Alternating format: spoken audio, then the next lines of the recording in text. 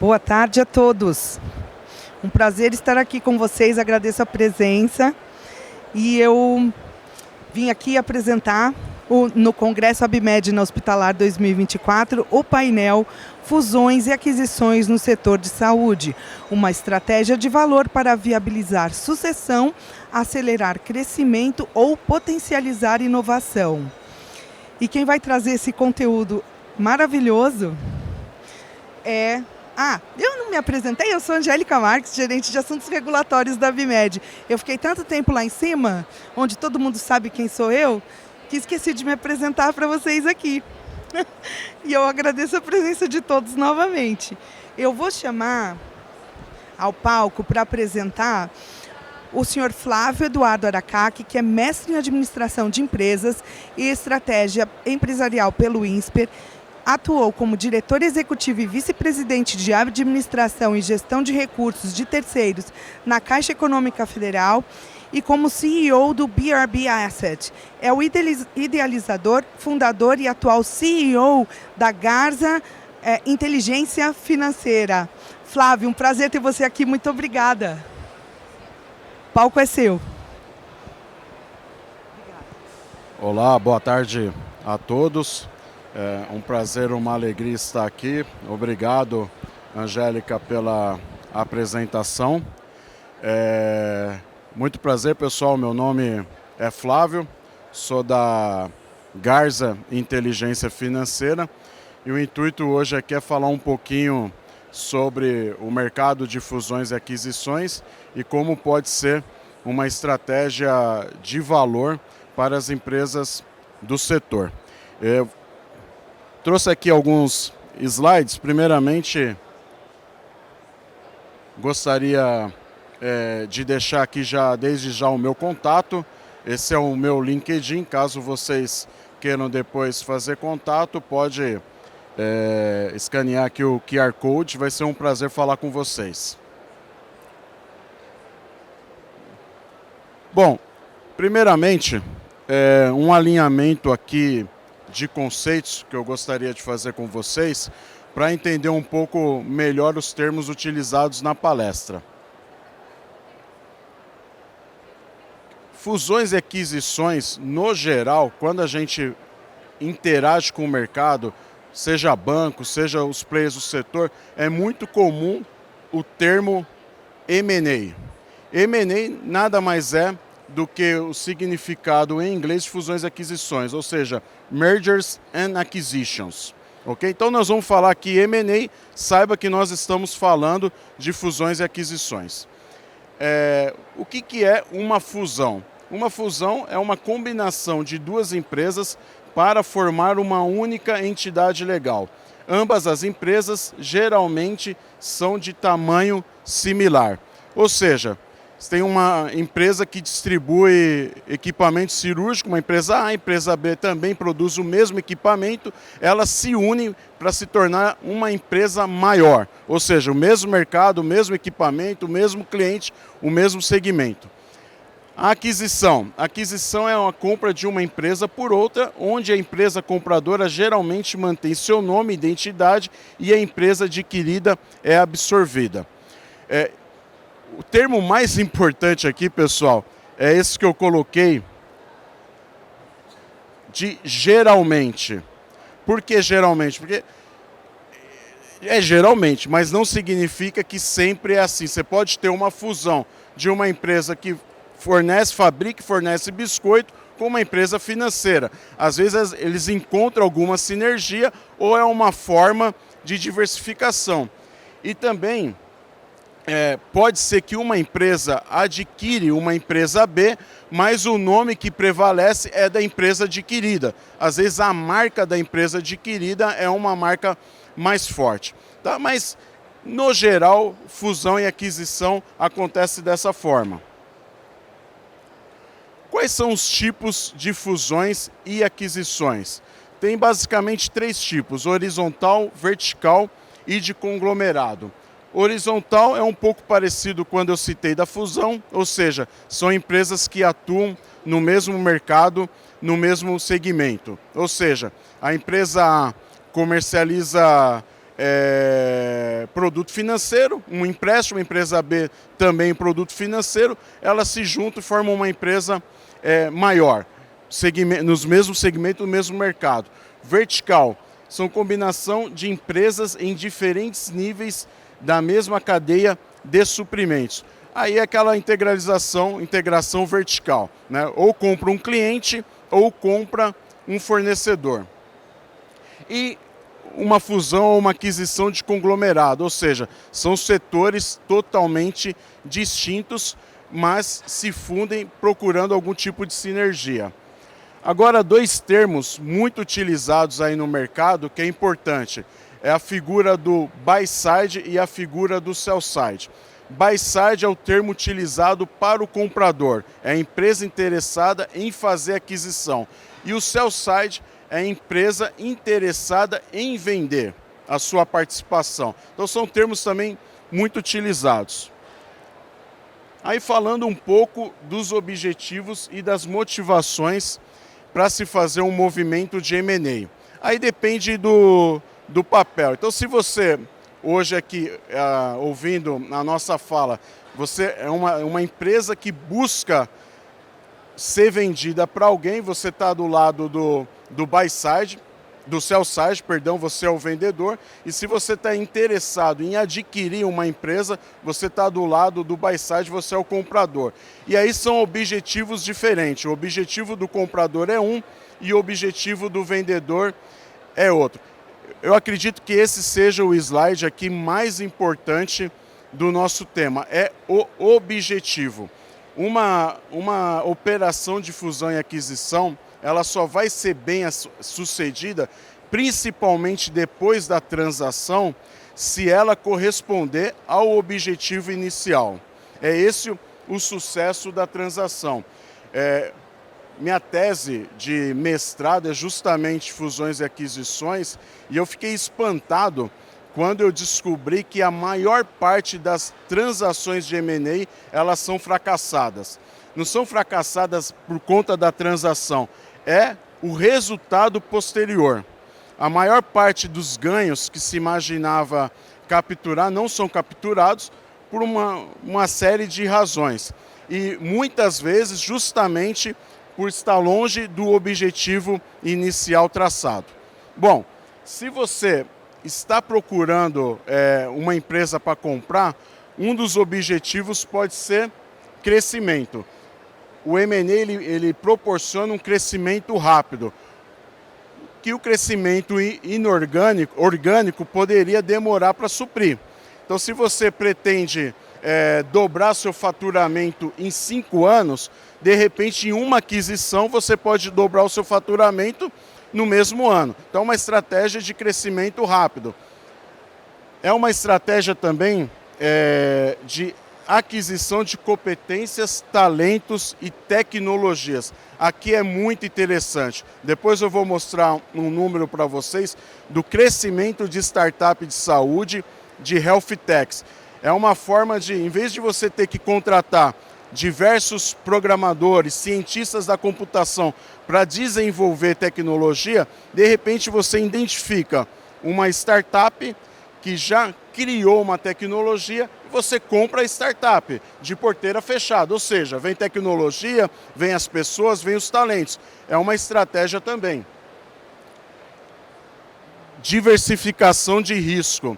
Aqui é muito interessante, nós temos diversos clientes que estão em algumas linhas de produtos, essas linhas já estão esgotadas e o cliente ele fica com medo. Bom, meu faturamento hoje depende dessas linhas, as linhas estão saturadas e as margens estão sendo comprimidas. De repente você pode adquirir uma outra linha já pronta, desenvolvida de uma empresa, porque desenvolver uma nova linha até ela maturar e poder diversificar seu risco pode ser muito demorado e o ciclo da linha atual pode estar se esgotando em breve. Então é uma forma de diversificar risco. Eficiência empresarial, aqui é muito óbvio. Se você adquire uma empresa semelhante à sua, você não precisa ter 2 financeiros, você não precisa ter 2 departamentos jurídicos, 2 departamentos de compra, você elimina essa redundância e tem uma eficiência empresarial. Ampliação de portfólio de serviços e produtos ofertados. Aqui um exemplo clássico, de repente você tem o seu consumidor final, que pode ser um médico, numa cirurgia ele usa 3 tipos de produtos, você fornece um, você pode complementar a sua linha fornecendo mais um para o mesmo médico, adquirindo uma empresa também. E entrada em novos mercados, isso é o que a gente chama de horizonte nível 3, né? Ou expansão geográfica. Você atua em São Paulo, tem um mercado sendo desenvolvido em Recife, interessante, você precisa de um conhecedor do mercado local. Entrando via aquisição, pode ser uma forma rápida para adquirir esse conhecimento. Isso tudo é do lado do comprador. Vou falar aqui agora um pouquinho do lado do vendedor, mas antes só uma aguinha.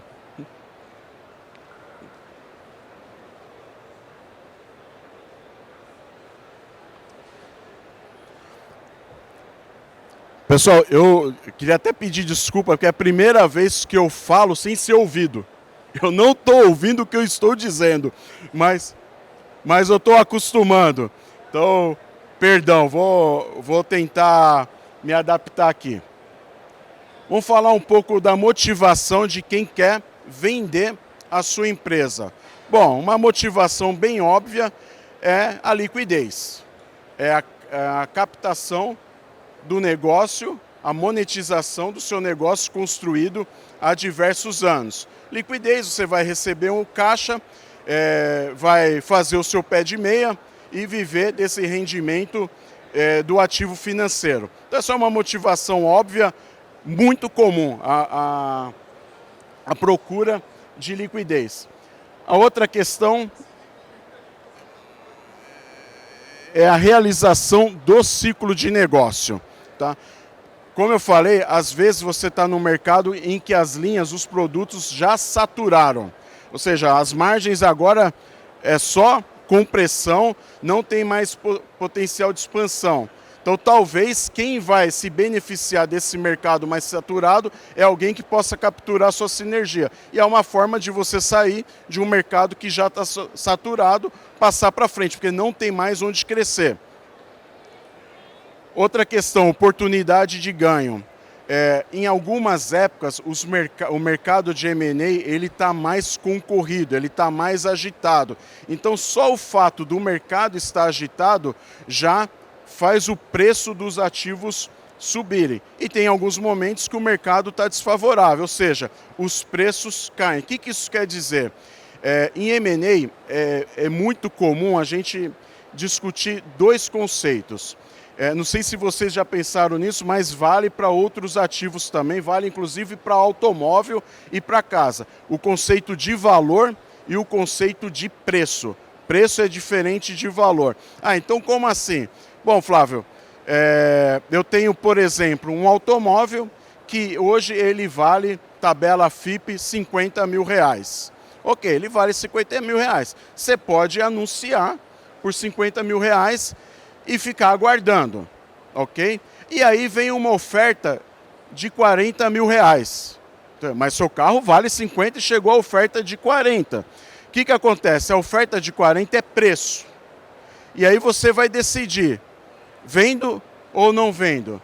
Quando você vai vender? Eu preciso do dinheiro rápido e não vou esperar alguém fazer uma oferta de preço no valor do meu carro. Então eu vendo. Condição de mercado. Tem pouco comprador. Às vezes tem muito comprador. Chegou uma oferta de 40, chegou uma de 42, uma de 48. Você fala, opa, vou esperar mais um pouco que está 50, mas daqui vem alguém e oferece 52. Aí chegou um cara e ofereceu 55. Ele pagou 55 pelo seu carro, que vale 50. O preço foi 55, porém o carro vale 50. Isso a gente chama de ágio ou deságio em cima de valor justo. Então, valor é uma coisa e preço é outra. É muito comum, a gente tem cliente que valuation é construído, né? Minha empresa vale 100 milhões de reais. E geralmente o empresário fala, nem sabia que minha empresa valia tanto. Vale 100 milhões de reais. Isso é valuation. valor justo. Aí ele chega no mercado e tem outra surpresa.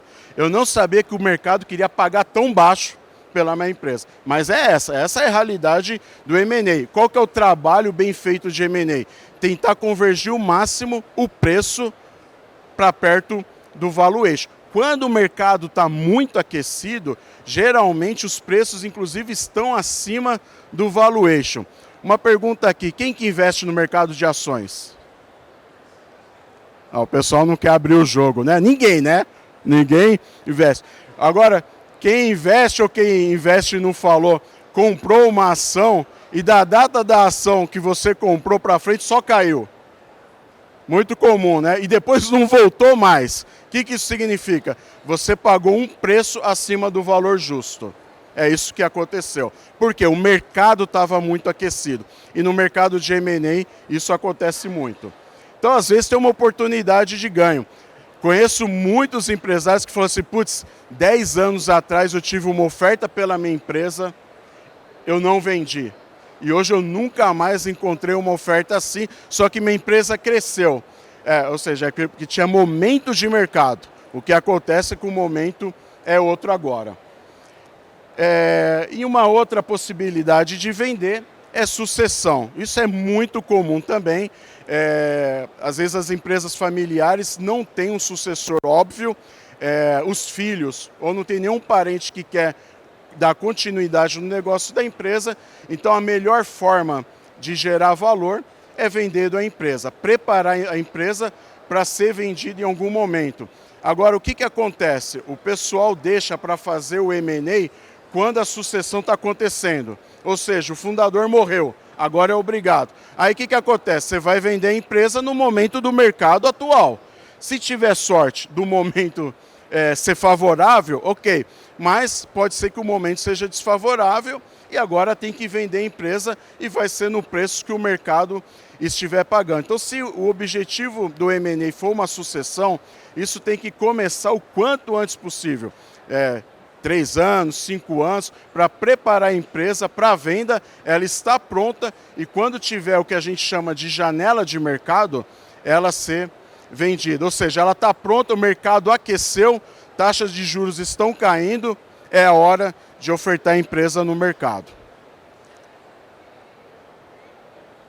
Pessoal, eu trouxe alguns dados aqui também, bem interessantes. Tá ruim a visualização, então eu vou comentar um pouquinho os números.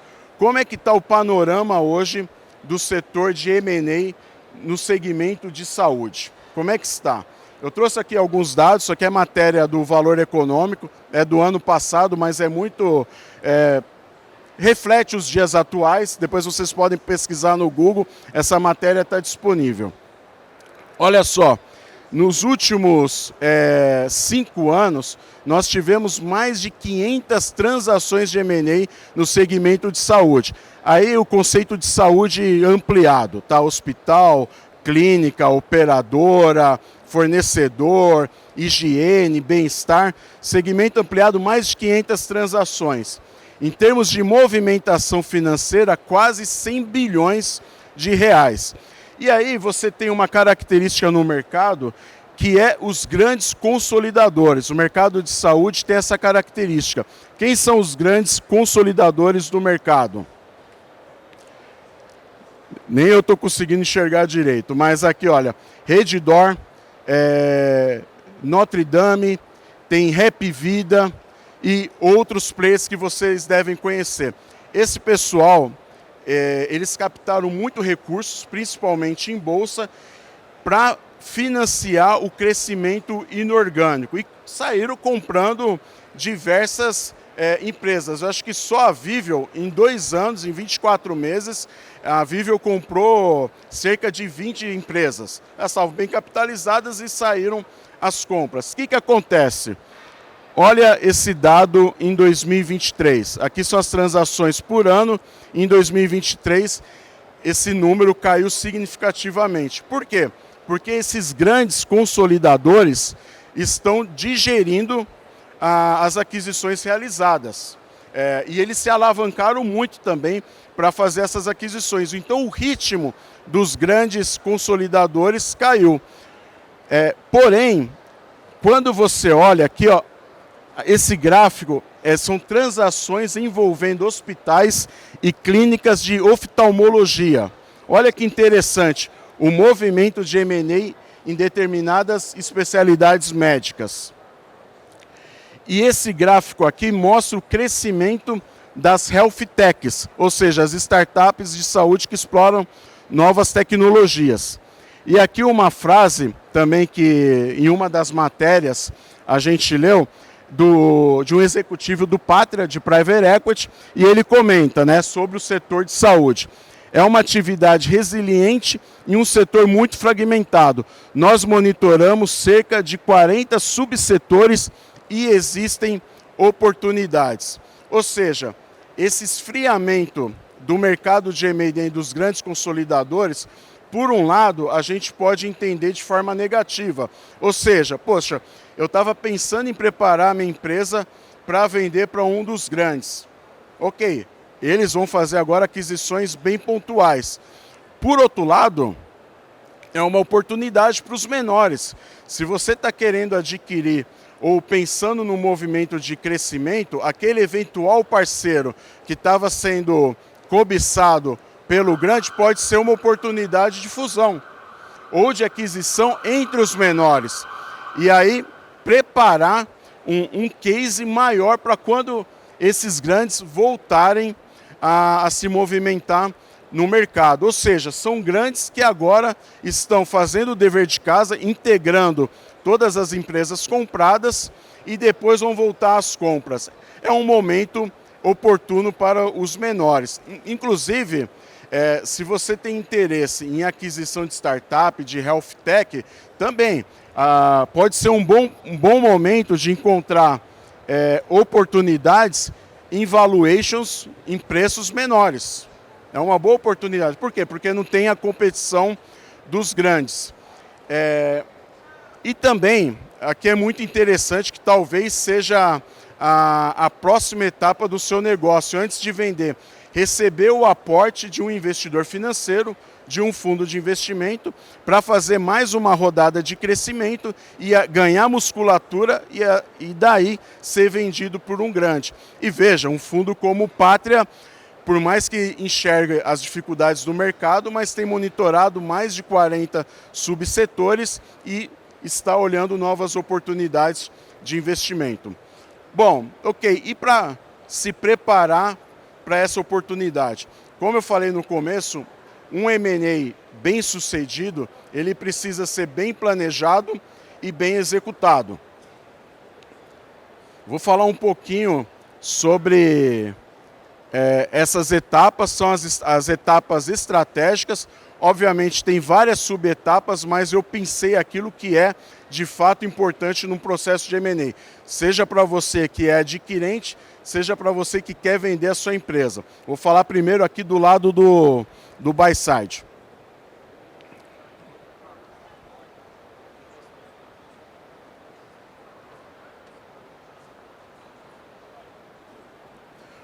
Então vamos lá. Do lado do comprador, do buy side, se você está pensando em adquirir alguma empresa, uma startup, a primeira coisa é clarificar o objetivo. Para que está se comprando uma nova empresa ou uma nova linha? É crescimento, é diversificação de risco, é eficiência operacional, é aquisição de tecnologia. A primeira coisa, o M&A tem que ter um objetivo estratégico bem definido e bem claro para todos que vão participar do processo. Segunda coisa, depois de definido o objetivo, quem é o mercado-alvo? Quais são as empresas que a gente chama empresas target? Mapeamento de todas as oportunidades. E olha só, quando faz esse mapeamento, não é um mapeamento de quem, como a gente faz, né? Quando você vai comprar um carro, procurar quem está querendo vender. Não, geralmente, para atender o propósito do M&A, o planejamento estratégico, é uma empresa que vá atender o seu objetivo. E muitas das vezes essa empresa não está à venda. Inclusive, o dono nunca pensou em vender. Então tem toda uma forma de abordagem, estratégia para se aproximar desse target. Perfeito, essa é a etapa principal. Qual que é o objetivo do M&A e quais são as empresas target? Identificado, feito o contato, etapa estratégica, diligência. E aqui é muito perigoso, porque quando se estabelece um plano de crescimento via M&A e tem o capital para adquirir, às vezes a vontade é tão grande que se faz vista grossa para algumas coisas. Mas aí é importante sempre ter alguém menos apaixonado, um técnico olhando todos os aspectos operacionais da empresa, aspectos financeiros, tamanho de passivo, se tem passivo oculto, aspecto regulatório, se está em compliance com todos os normativos e toda a legislação, aspecto jurídico. É importantíssimo, se a empresa tem alguma dificuldade em uma dessas áreas, tem que tomar muito cuidado. Porque não só você vai comprar uma empresa ruim, como você vai herdar um problema que vai contaminar a sua empresa também. Então a diligência é super importante e precisa ser feita com muita imparcialidade. A outra fase, valoração e estruturação da transação. Aqui é aquela questão que eu comentei com vocês de valor e de preço. Quando você identifica um target, o ideal é fazer um valuation, pegar as demonstrações financeiras, modelar o negócio, projetar, fazer um fluxo de caixa descontado e chegar no valor justo. Quando você chega no valor justo, o que você descobriu? Você descobriu o valor que essa empresa pode adicionar à sua empresa. Então você tem uma empresa que vale 50 milhões de reais, você fez um valuation e descobriu que esse target vale 30 milhões de reais, valor justo. Então você significa o seguinte, bom, se eu adquirir essa empresa, eu estou cimando 50 mais 30 milhões de valor. Ok, mas você não vai pagar os 30. Você vai definir a partir dos 30 o preço que você quer ofertar, porque tem risco também.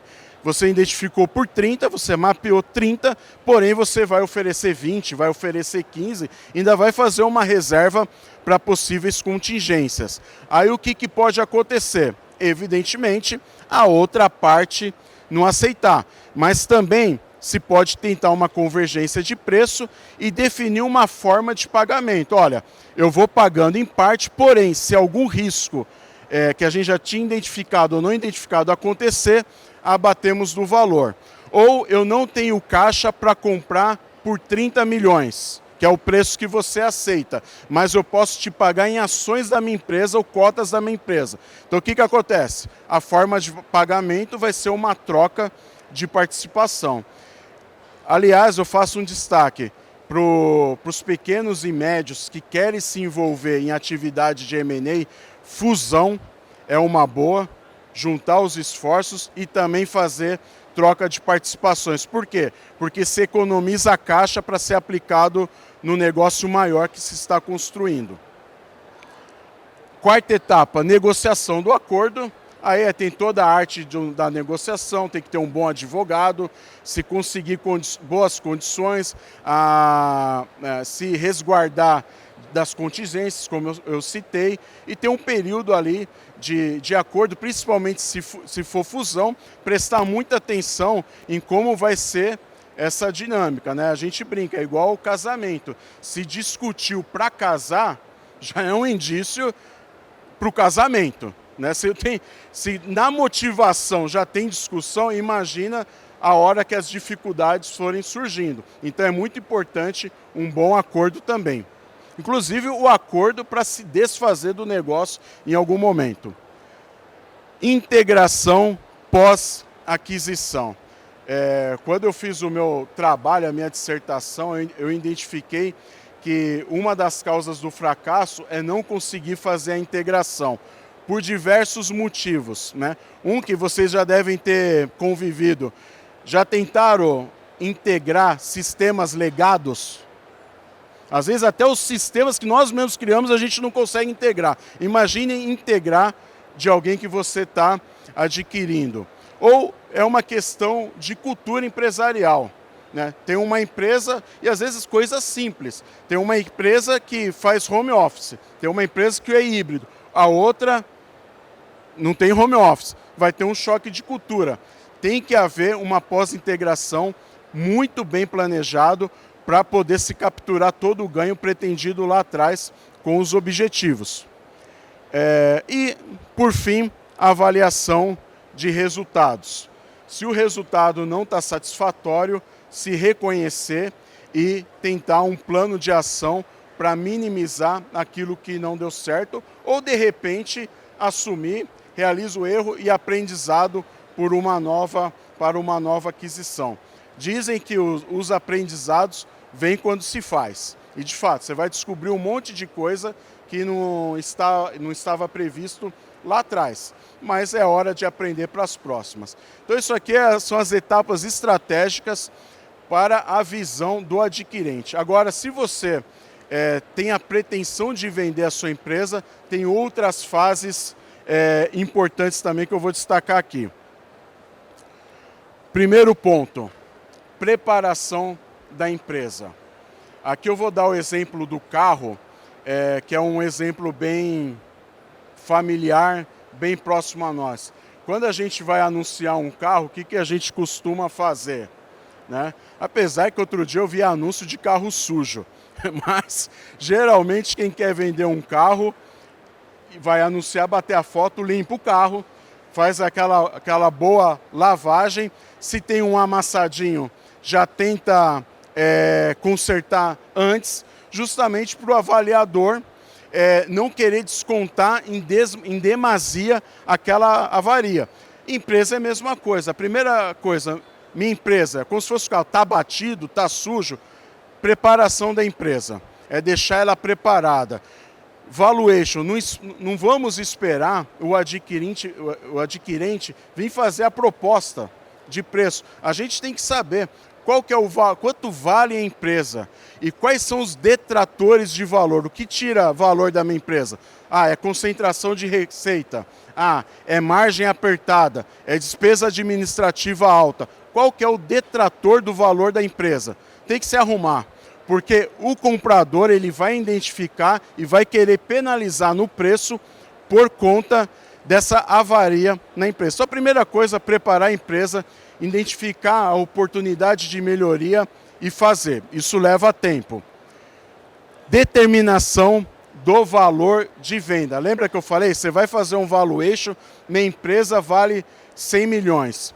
Provavelmente o preço que vão me ofertar, provavelmente, pode ser que o mercado seja tão aquecido que venha algo maior, mas provavelmente vai se ofertar um preço menor. Tem que se determinar, mas eu decidi que eu vou vender a empresa. Até que faixa de valor eu aceito? Preço justo 100, se vier acima, melhor, mas se vier 80, aceito. Se vier 75, se o pagamento for total em cash, eu aceito. Se não, se for condicionado ao que chama de earn-out, ou seja, ganhos futuros, aí eu não aceito. Então tem que determinar qual que é a faixa, porque já estamos com o carro na rua, queremos fazer a venda da empresa, tem que ficar muito claro. Prospecção de compradores. Tá? Aqui é muito usual se tentar identificar o comprador que tem interesse no seu negócio. Pode ser um concorrente, aí é aquele lado do adquirente. Pode ser um concorrente querendo crescer, pode ser o seu fornecedor querendo melhorar a margem, então ele tira você do meio, ele vai direto para chegar no consumidor final. Pode ser o seu cliente que quer comprar você, pode ser o movimento ao contrário. Quem são os interessados? Esse é um ponto. Depois desse long list que a gente chama, essa lista longa, quem são os compradores que potencialmente pagam mais pela sua empresa? Né? Na época dos grandes consolidadores, 2, 3 anos atrás, eles estavam muito capitalizados, os valuations, os preços estavam lá em cima. Era um momento. Às vezes é se preparar para vender para alguém que está agressivo na compra. Então, essa identificação dos compradores e de quem está pagando bem é importante. Okay? Às vezes está numa janela ruim, vai ter que colocar o processo em stand-by. O mercado está muito ilíquido, não há interessados, e quem está interessado é o que a gente chama no mercado, que é comprar na Bacia das Almas. Negociação de venda, esse é um momento importante. Idealmente, para negociar a venda, é importante ter mais de um interessado. Tá? Alguns casos você vai com um desde o começo, tudo bem, mas se você tem mais de um interessado, você consegue, de repente, extrair um valor melhor da transação. Esse é um momento importante, receber as propostas, identificar se o comprador ele tem, de fato, condição de honrar com a proposta. Às vezes ele tem muito interesse, só que ele não tem caixa. Depois, no momento da negociação, ele vai abrir para você que ele tem pouco recurso, mas ele está muito interessado. Aí como que vai fazer? Tem que estar preparado para saber se aceita ou não essa forma de negociação. Fechamento da transação. Geralmente aqui o comprador vai fazer aquela diligência. É importante ser transparente, facilitar o acesso à informação. E é muito incomum a gente ter um viés meio psicológico, né? Sabe aquele só, tem esse arranhado no carro, passa a cera, como se o comprador não soubesse de um truque. Não, isso, se fizer isso, o que vai sinalizar? Se você, e principalmente M&A, quem está fazendo compra é gente muito bem preparada. Ela vai saber se tem cera escondendo o risco ou não tem. Se identifica, vai passar uma mensagem de descrédito, ou seja, se escondeu isso, está escondendo outras coisas. E é péssimo. A transparência é a melhor coisa. Mas, Flávio, tem uma potencial contingência da minha empresa que eu acho que pode não acontecer. Não, ok. Pode contar, tem essa potencial contingência. Como que vai ser endereçado isso? No earnout. Se a contingência não acontecer, tem uma escrow account, uma conta no banco separada para isso, para pagar. Se a contingência aconteceu, o escrow account paga o adquirente. Ok? Então, importante transparência na diligência. Pós-venda e transição. Aqui é muito importante. Um dos objetivos do fundador vender a empresa é o alívio da carga operacional. Né? Agora eu vou pegar e vou viajar. Não. Geralmente o contrato ele tem algumas regras. Tem uma regra, por exemplo, que a gente chama de lock-up. Às vezes ele tem que ficar um tempo ainda dando uma consultoria na empresa. Ou, às vezes, ele não pode abrir um outro negócio. Ele tem um momento ali.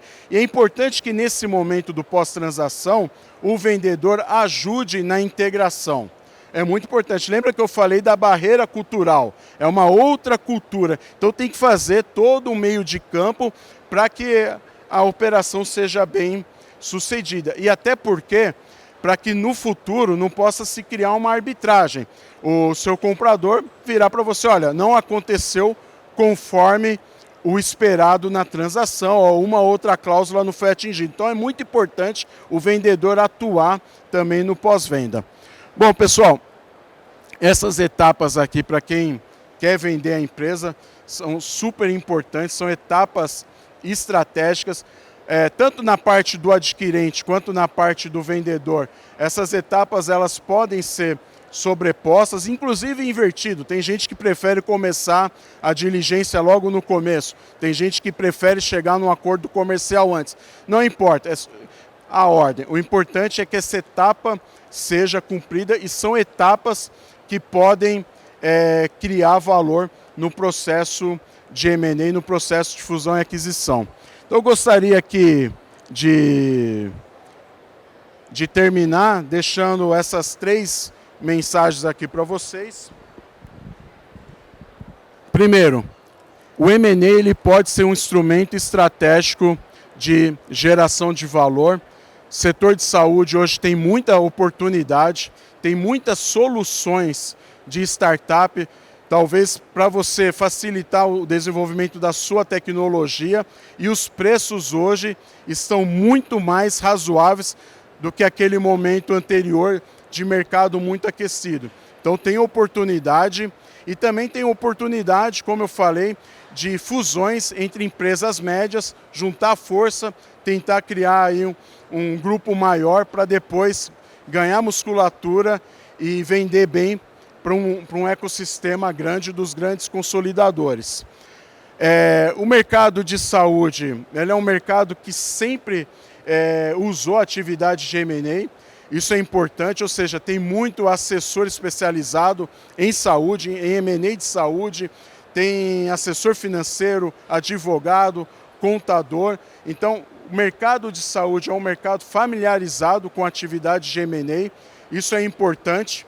Setor que não tem a prática, geralmente tem curva de aprendizado. Não, o mercado de saúde é um mercado bem ativo, é interessante. E seja qual for o lado, se você está do lado de quem quer vender a empresa, se você está do lado de quem quer comprar, o planejamento é essencial. E começa pelo objetivo. Qual que é o objetivo estratégico do movimento de M&A? Tem que estar muito claro e ao longo do processo de M&A tem que seguir fiel a esse objetivo inicial, tanto da venda quanto da compra.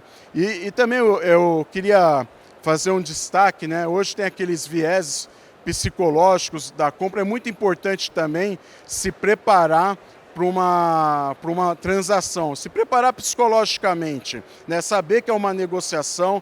Geralmente o comprador ele vai enxergar muitos detratores de valor na sua empresa e como a empresa é quase um filho, não se ofenda, não se ofenda. É um business, é uma negociação, você tem que falar muito bem desse filho e mostrar que ele é bom, mas certamente pode vir a famosa proposta indecente, faz parte do processo, ok?